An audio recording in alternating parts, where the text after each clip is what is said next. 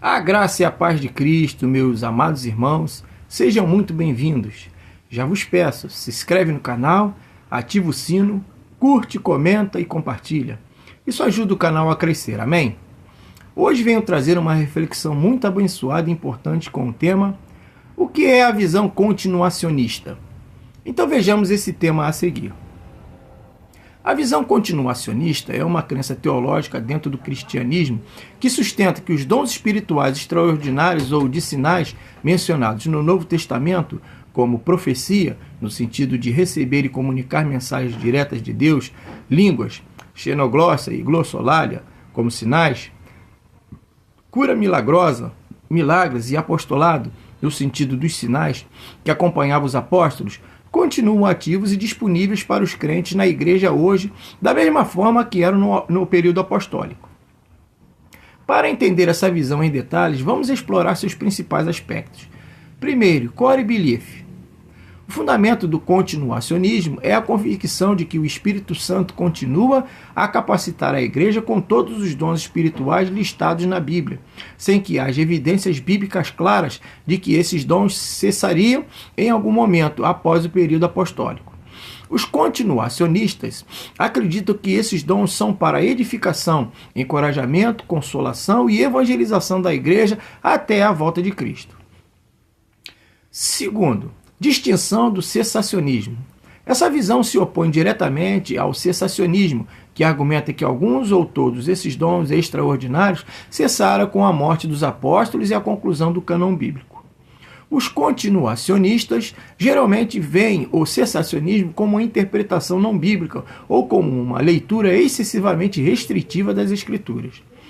Terceiro, principais argumentos continuacionistas. A ausência de ensino bíblico explícito sobre a cessação.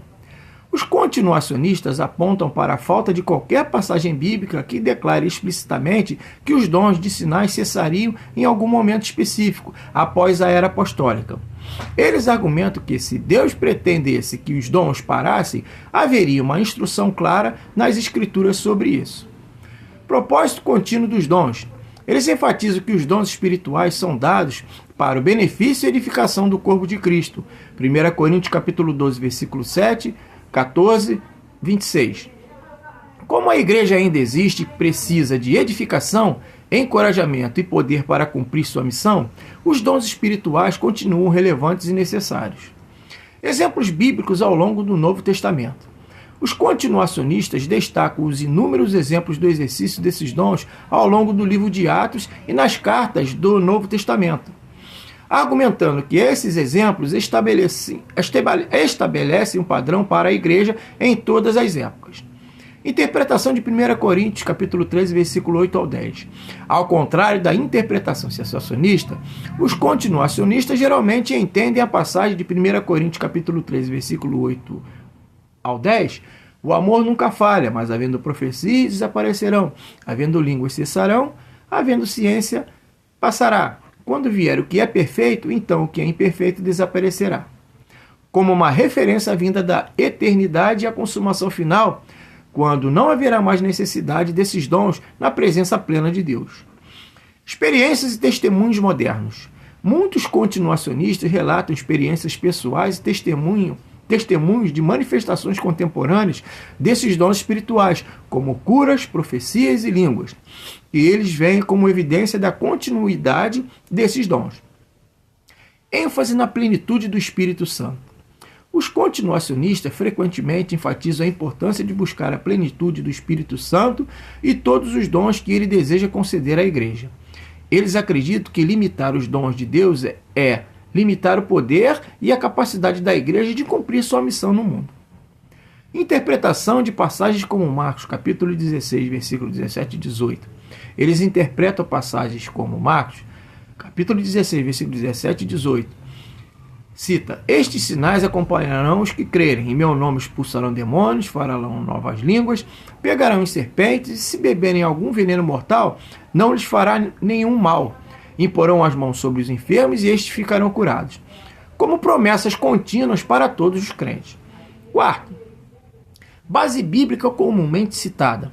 Além das passagens já mencionadas, outros versículos frequentemente usados por continuacionistas incluem Atos capítulo 2, versículo 17 e 18, cita a profecia de Joel citada por Pedro no dia de Pentecoste, que fala sobre o derramamento do Espírito Santo sobre toda a carne e a manifestação de dons como profecias, sonhos e visões.